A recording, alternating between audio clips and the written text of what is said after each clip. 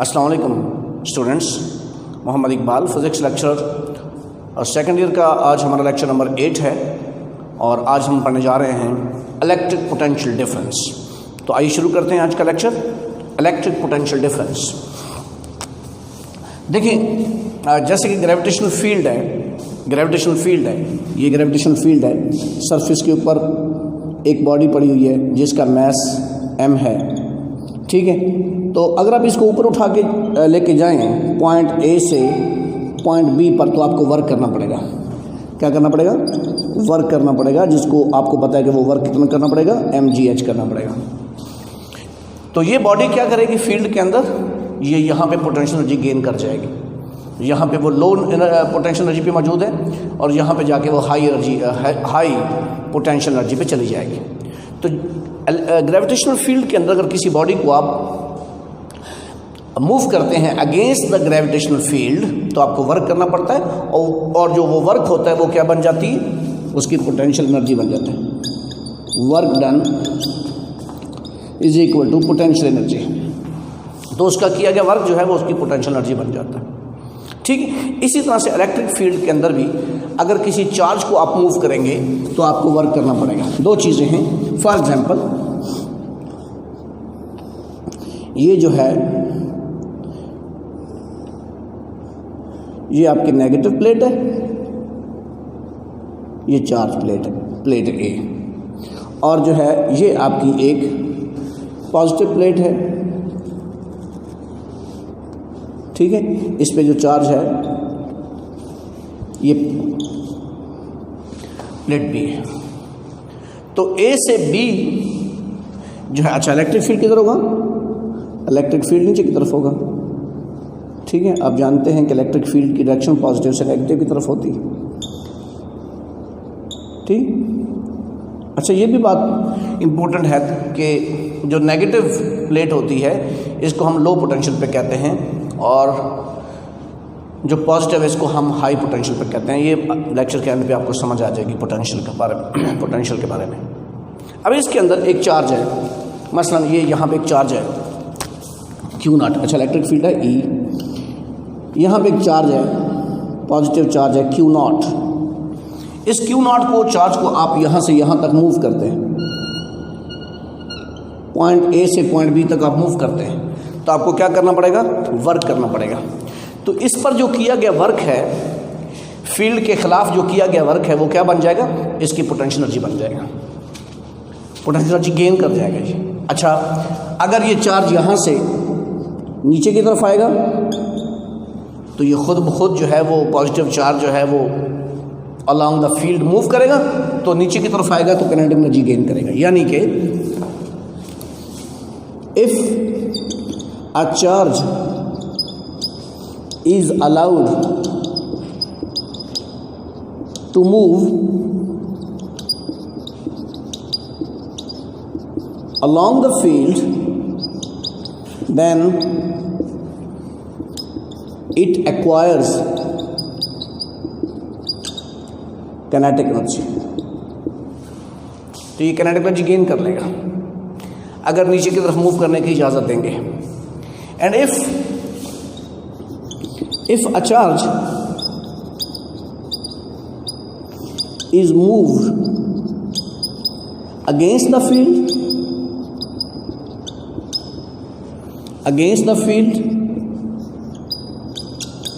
then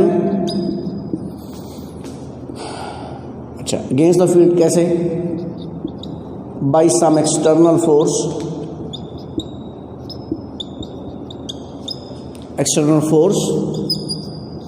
then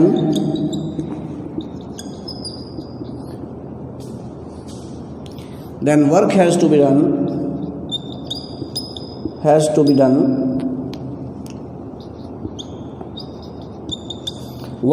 done, this work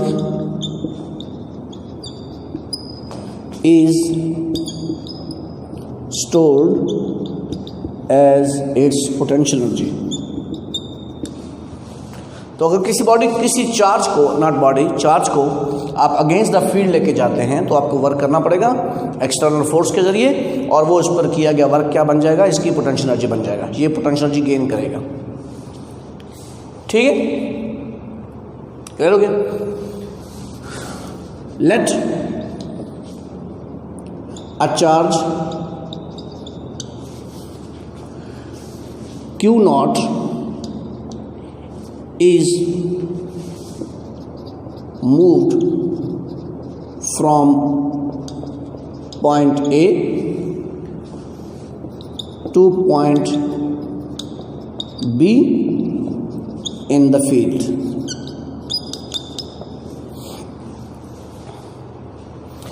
तो जो work होगा वो आपको करना पड़ेगा WA से B।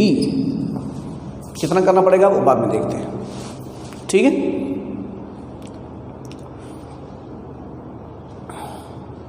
ये वर्क करना पड़ेगा। इस वर्क से क्या हो जाएगा, ये वर्क बराबर होगा चेंज इन PE।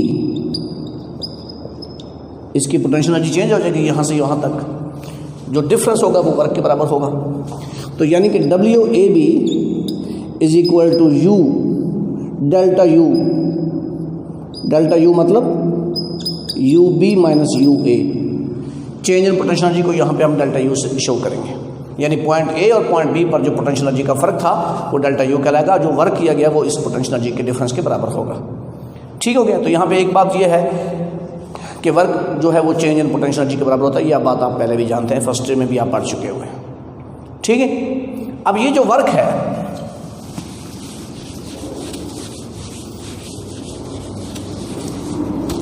ये जो वर्क है इसके लिए आपको एक्सटर्नल फोर्स अप्लाई करनी पड़ेगी। तो जो एक्सटर्नल फोर्स है वो कितनी अप्लाई करनी पड़ेगी, ये बात ज़रा मुश्किल हो जाएगा कि मैंने कितनी फोर्स अप्लाई की है पॉइंट A से पॉइंट B तक बॉडी को मूव करने के लिए। तो हम एक बात अगर कर दें, if the charge is moved with constant velocity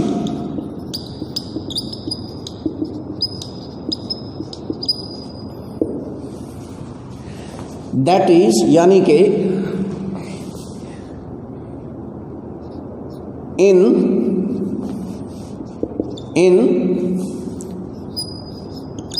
electrostatic equilibrium, यानी ये किस में हो जाएगा, इलेक्ट्रोस्टैटिक इक्विलिब्रियम में हो जाएगा। इक्विलिब्रियम में आ जाएगा। इक्विलिब्रियम में आपको पता है कि नॉन एक्सेलरेटेड चार्ज हो जाएगा, नॉन एक्सेलरेटेड।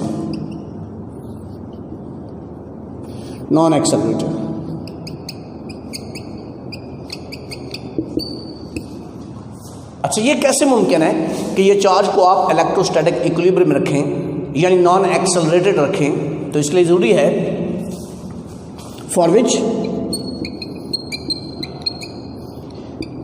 F एक्सटर्नल, जो एक्सटर्नल फोर्स है वो बराबर होनी चाहिए इलेक्ट्रिक फोर्स के, बट अपोजिट। ये इलेक्ट्रिक फोर्स किधर होगी इस चार्ज पे, पॉजिटिव से नेगेटिव की तरफ। ये आप पहले पढ़ चुके हुए हैं कि जो इलेक्ट्रिक फोर्स होती है वो होती है Q नॉट E। ठीक है, और ये किधर होती है, अलॉन्ग द फील्ड होती है, यानी ऊपर से नीचे की तरफ होगी। अब अगर इस चार्ज को आपने ऊपर की तरफ मूव करना है तो आप इस पर एक्सटर्नल फोर्स लगाएंगे, ठीक है, ऊपर की तरफ अगेंस्ट दिस फोर्स। तो इलेक्ट्रोस्टैटिक इक्विलिब्रियम में ये चार्ज तब रहेगा जब एक्सटर्नल फोर्स इलेक्ट्रिक फोर्स के बराबर होगी, equal but in opposite direction. तो इस तरह से आप इसको इलेक्ट्रोस्टैटिक इक्विलिब्रियम में रख सकते हैं।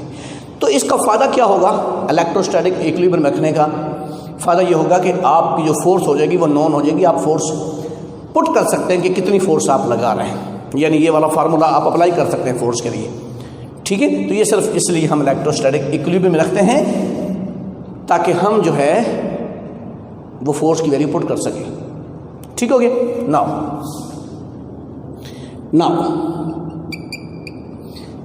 अब आपने इसको यहां से पॉइंट A से पॉइंट B पे मूव करवा दिया, पोटेंशियल एनर्जी की चेंज आ गया। तो जो पोटेंशियल एनर्जी है या वर्क है जो आपने इस पर किया है वो पर कूलम कितना चार्ज किया, पर कूलम पर यूनिट चार्ज यानी पर कूलम कितना वर्क किया गया है, वो जो वर्क होगा टोटल वर्क ए से बी तक, यानी ये समझें आप जरा, यानी कि WAB अपॉन Q0, ये क्या हो गया, work done per coulomb per unit charge, ये आपका बराबर होगा potential difference of point A and point B. तो हम डिफाइन करते हैं electric potential difference between point A and point B. वो कैसे डिफाइन करते हैं, वो ऐसे डिफाइन करते हैं, potential difference delta V, capital V, that is equal to VB minus VA। ठीक है, पोटेंशियल डिफरेंस वो क्या होगा, the work done per unit charge, the work done, चलो इस तरह से कर देते हैं, in carrying a unit charge, a unit charge from one point to another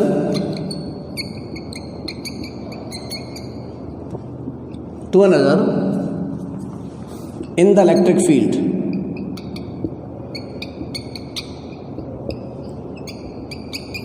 electric field के अंदर, इलेक्ट्रिक फील्ड से बाहर नहीं, इलेक्ट्रिक फील्ड से बाहर नहीं, इलेक्ट्रिक फील्ड के अंदर अंदर एक चार्ज को पॉइंट ए से पॉइंट बी तक, एक पॉइंट से दूसरे पॉइंट तक मूव कर रहे हैं, तो कितना वर्क करना पड़ेगा, WAB।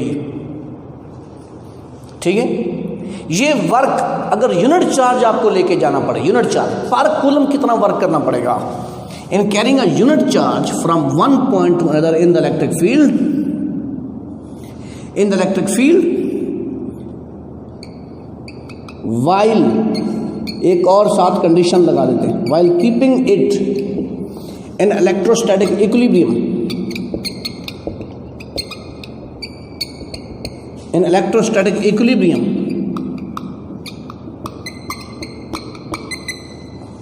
is called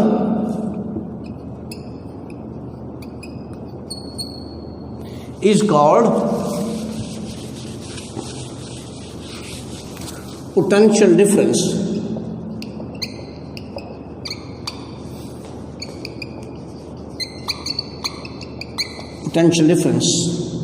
of the 2 points.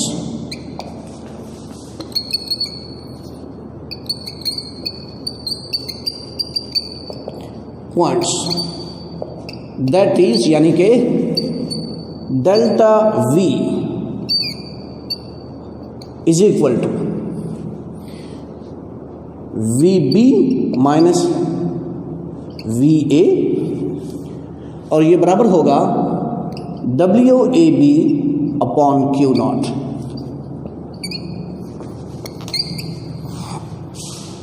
Also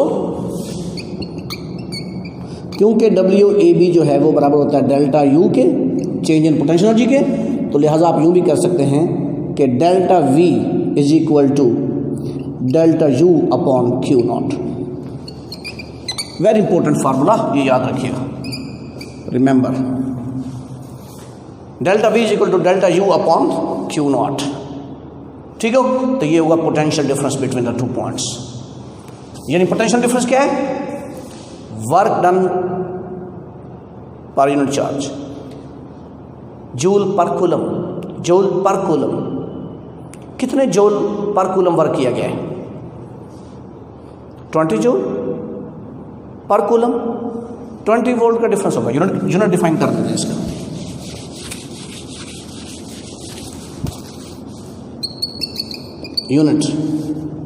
unit इसका होगा वोल्ट, वोल्ट के नाम पर। ठीक है, तो 1 वोल्ट कितना होगा, 1 वोल्ट होगा 1 joule upon 1 coulomb, that is 1 joule per coulomb, ये आपका 1 वोल्ट होगा। 1 volt is equal to 1 joule per coulomb, ये 1 वोल्ट होगा। अगर आप 1 जूल वर्क करते हैं पर कूलम तो कितना डिफरेंस होगा, पोटेंशियल डिफरेंस 2 पॉइंट्स का, 1 वोल्ट का। ठीक है, एग्जाम्पल, अगर आपके पास पोटेंशियल डिफरेंस है 20 वोल्ट, तो इसका क्या मतलब है, 20 जूल वर्क की आपने किया है पर कूलम, 20 जूल वर्क किया है पर कूलम 2 पॉइंट्स के दरमियान, तो उन 2 पॉइंट्स का जो पोटेंशियल डिफरेंस है वो 20 वोल्ट होगा। I think you have gotten the point, you have got the point. तो अब कोई प्रॉब्लम नहीं है, हम आगे बढ़ते हैं। ठीक है, यहाँ से एक फार्मूला एक और भी इम्पोर्टेंट है, ये बहुत इंपॉर्टेंट, इसको याद रखिएगा। ये है कि जो डेल्टा यू है वो बराबर होगा क्यू नॉट डेल्टा वी। बहुत यूज़ होगा ये फार्मूला, पोटेंशियल एनर्जी का formula, Q naught delta V, energy का फार्मूला, इलेक्ट्रिकल पोटेंशियल एनर्जी का फार्मूला, इलेक्ट्रिकल पोटेंशियल एनर्जी का formula delta U is equal to Q naught delta V. अच्छा, ये kinetic energy का फार्मूला भी यही होगा, यानी अगर डेल्टा के ई होगा, डेल्टा के ई, तो वो भी यही होगा क्यू नॉट डेल्टा वी। अगर along the electric field move करेगा चार्ज तो किनेटिक एनर्जी गेन करेगा, अगर अगेंस्ट जाएगा तो किनेटिक एनर्जी लूज करेगा, पोटेंशियल एनर्जी गेन करेगा, एंड सो ऑन। अब हम बात करते हैं absolute potential. Absolute potential at a point,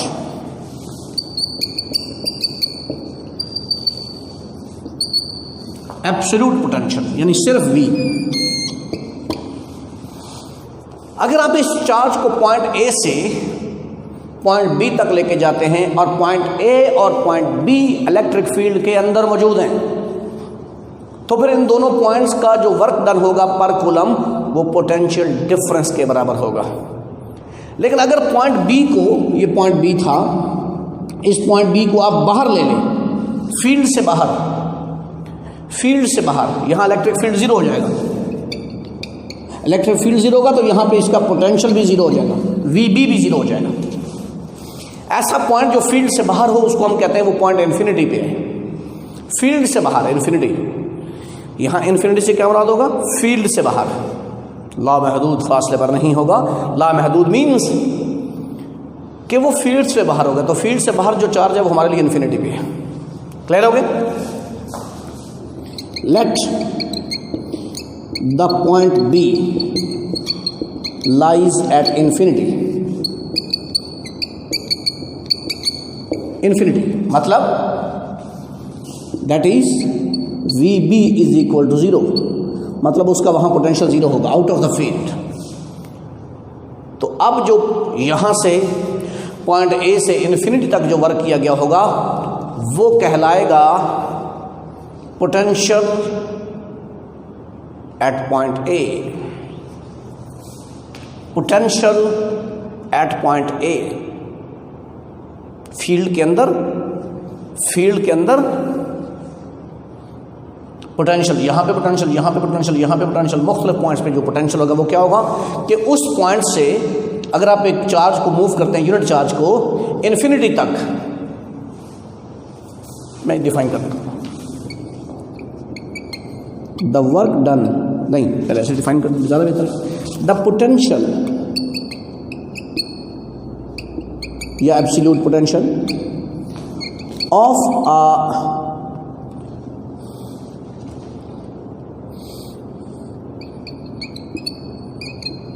charge.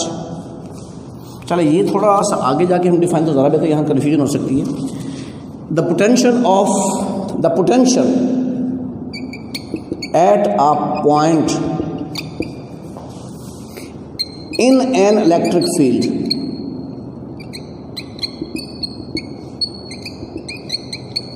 इसमें थोड़ी सी बात है, लॉन्ग क्वेश्चन आगे आ रहा है 5 मार्क्स के लिए, तो उसमें जाके मैं थोड़ा सा बात करूँगा, समझ आ जाएगी आपको।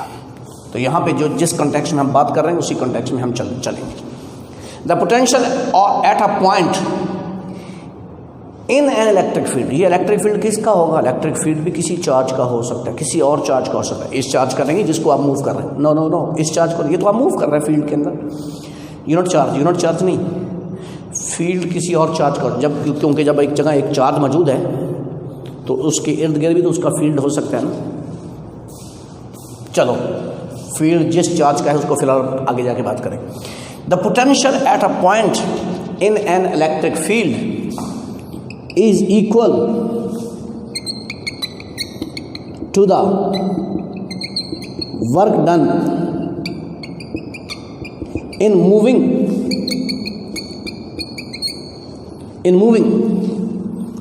a unit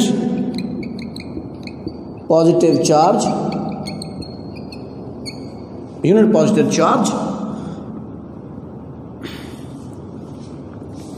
from that point,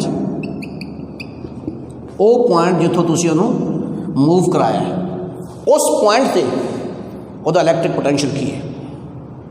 What is the electric potential of the charge at that point in the field is equal to the work done in carrying that unit charge from that point to a point where the electric potential is, where the electric field is zero. A unit positive charge from that point to a point where the electric field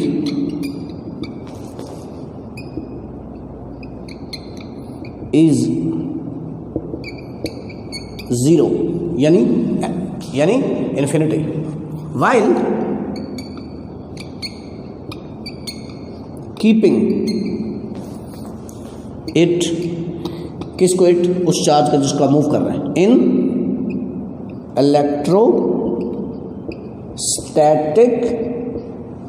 equilibrium.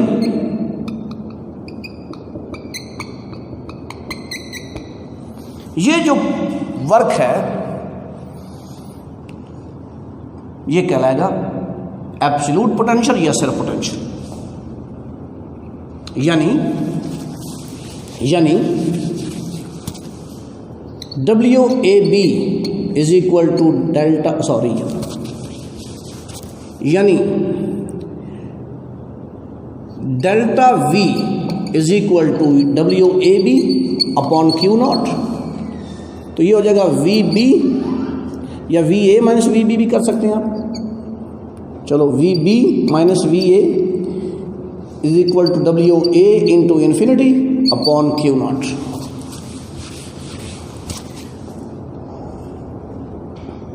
इसको VA minus VB लेने फ़र्क नहीं पड़ता, बाद में जाके इसको हम कर लेंगे माइनस प्लस का, कोई प्रॉब्लम यहाँ पे नहीं होगा, मैग्नीट्यूड की बात उतनी होगी।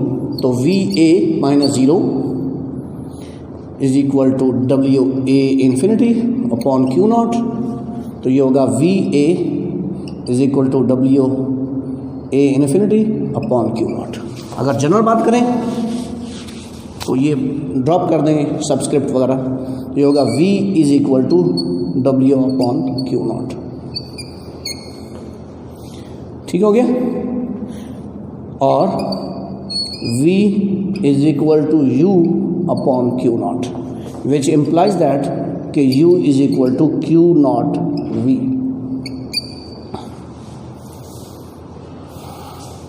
ठीक हो गया? ये हो गया absolute potential at a point in the field. इस पे मज़ीद बात जो है वो एक टॉपिक के बाद होगी, बल्कि नेक्स्ट लेक्चर में होगी, उम्मीद है इंशाल्लाह। तो उसके अंदर हम ये कैलकुलेट करके आपको बताएंगे कि एब्सोल्यूट पोटेंशियल किसी पॉइंट पर फील्ड के अंदर वो कितना होता है, उसका फार्मूला मालूम करेंगे, बहुत इंपॉर्टेंट है। तो ये बात ख़त्म होगी। अब हम बात करते हैं पोटेंशियल ग्रेडियंट की।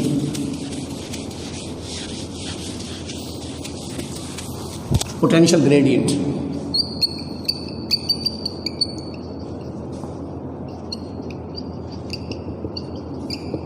पोटेंशियल ग्रेडियंट ये क्या होता है?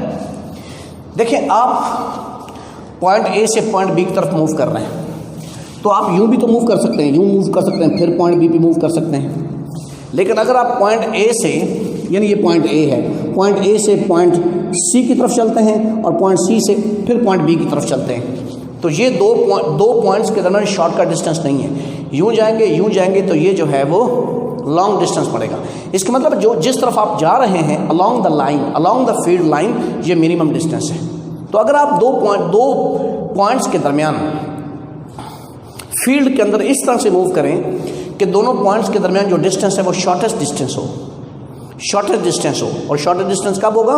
जब आप अलोंग द लाइन मूव करते हैं, फॉर एग्जांपल ये बहुत कम डिस्टेंस है, डेल्टा आर अगर हो, डेल्टा आर, ये पॉइंट ए से पॉइंट ए से पॉइंट बी तक आप मूव कर रहे हैं, और ये डिस्टेंस है डेल्टा आर, मतलब अलोंग द लाइन मूव करते हैं। तो पोटेंशियल डिफरेंस कितना होगा? Delta V is equal to W A B upon Q naught. अब आपको पता है डब्ल्यू ए बी बराबर होता है फोर्स इंटू डिस्प्लेसमेंट, जो कि बराबर होगा एफ डी कॉज 180 डिग्री। लेकिन यहाँ पे कौन सी फोर्स पड़ेंगे? इलेक्ट्रिक फोर्स, क्योंकि इलेक्ट्रिक फोर्स की तरह अपोजिट है, आप उसके खिलाफ मूव कर रहे हैं इलेक्ट्रोस्टैटिक इक्विलिब्रियम रखते हुए, तो यहाँ फोर्स को आप एफ ई, तो थीटा यहाँ 180 पुट करेंगे। क्लियर है? ये आप जानते हैं। तो ये होगा F E D into -1 cause 180 -1 होता है, माइनस एफ ई डी हो जाएगा, तो ये आपका वर्ग ए बी हो जाएगा। अच्छा, ये भी आपको पता है कि एफ ई बराबर होता है क्यू नॉट ई, तो ये हो जाएगा minus Q not E into D. अगर ये डी जो है इसको आप डेल्टा आर पुट कर दें, very small distance,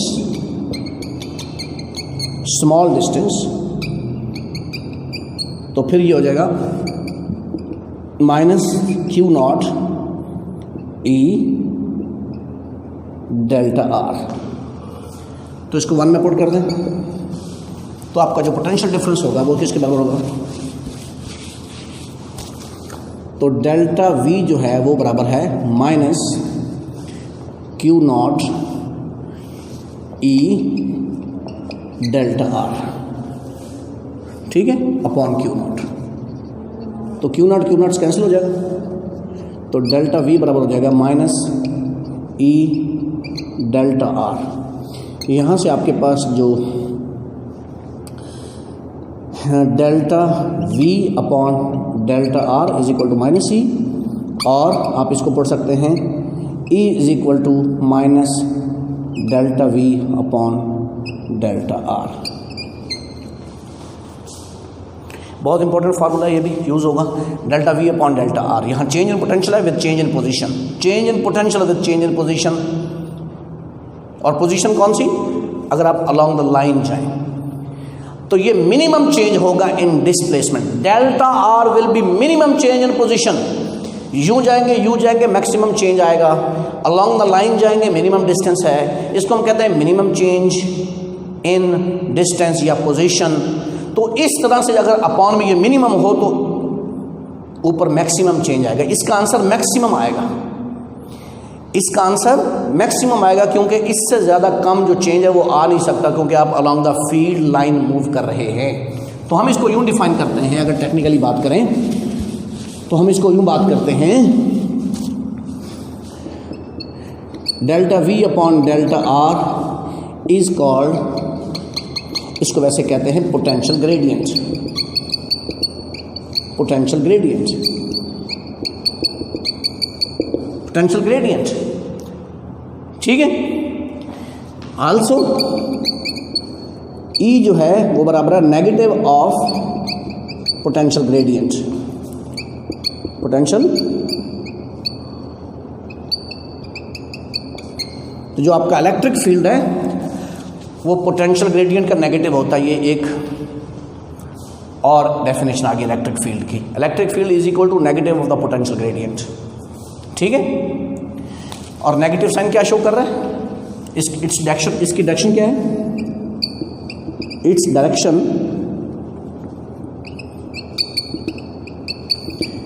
direction is along the decreasing potential।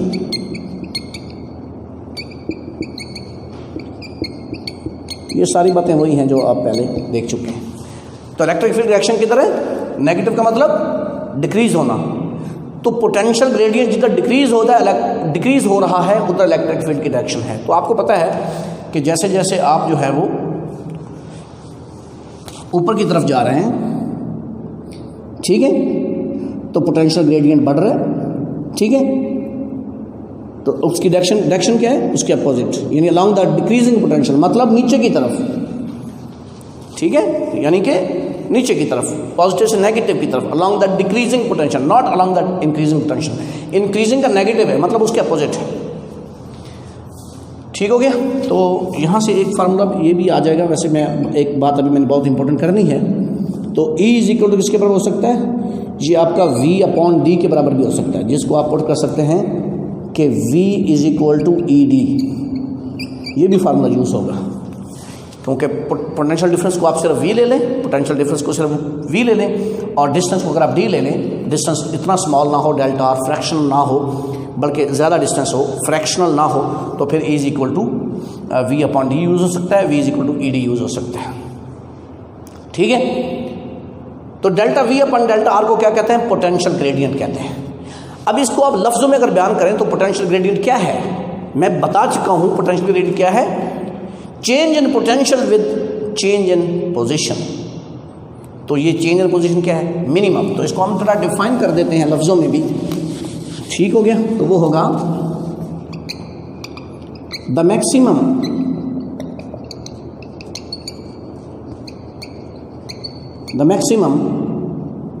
change in potential with minimum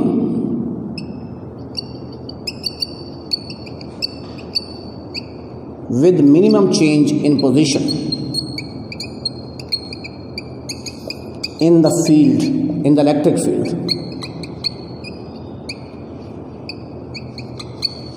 is called potential gradient.